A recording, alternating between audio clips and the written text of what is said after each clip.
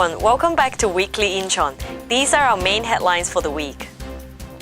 Opening ceremony for the Youth Counseling Center was held after being moved to Juan-dong. Incheon City carried out an environmental survey at the Bupyeong U.S. military base.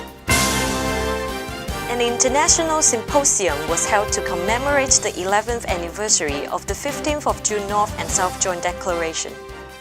This is our first piece of news. The Youth Counseling Center, which has been providing education and counseling service to young people in Incheon, is being expanded and moved from Gangsok-dong to Juan-dong. Moving from Namdong-gu Gangsok-dong to Namgu Juan-dong, the Youth Counseling Center was reopened on the 1st of June. With more than 200 citizens participated, the center, which is operated by Incheon City and the Catholic Children and Youth Foundation, had its opening ceremony. Now, next to the Sokbawi Women's Welfare Center, the Youth Counseling Center also carries the name Do Dream Zone, as its aim is to help young people work towards and fulfill their dreams. With space area expanded from 438 meters squares to 812 meters squares, there is a number of individual counseling rooms and study rooms for young people themselves and counselors to get together. Also, there are special facilities such as temporary shelter and art therapy counseling rooms for adolescents at risk. According to the center, plans including telephone counseling service, provision of psychological tests and information research will be completed, and the center will be run 24 hours a day.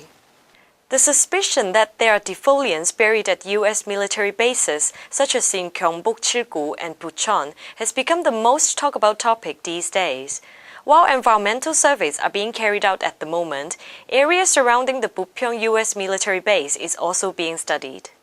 Recently, there are suspicions that toxic substances PCB and defoliant have been handled at the Bupyeong U.S. military base. In response to the issue, Incheon City started an environmental pollution survey in the base's surrounding area.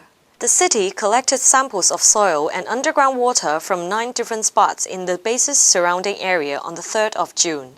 They were then being sent to the Institute of Health and Environment and the Korea Environment Corporation for analysis. 이 토양을 떠가지고 5m 것과 15m 것을 떠가지고 저희가 다이옥신과 PCB, 그 다음에 그 여러 가지 토양 오염 물질, 기름 물질 이런 부분들에 대해 가지고 조사를 해가지고 그 자료를 가지고 어떻게 대응할 것인가에 대해서 저희가 판단하는 자료로 삼고자 합니다. Accordingly, on the level of local government, to prepare for any situation after the initial study result comes out, the city shall continuously propose internal investigation of the military base to the government. From this month onwards until August, environmental survey will be carried out for 3 months. Regardless of whether poisonous materials are detected, the proportion of various pollutants as well as human epidemiology relationship will be studied. As the tension between North and South Korea is heightened these days, voices urging for measures to maintain peace are getting bigger. An international symposium was held to commemorate the 11th anniversary of the 15th of June North and South Joint Declaration. On the 7th of June at Songdo Convencia, Incheon City and the Han-Kyorae Foundation of Reunification and Culture held an international symposium with the theme Peace of the Western Sea and Cooperation of Northeast Asia.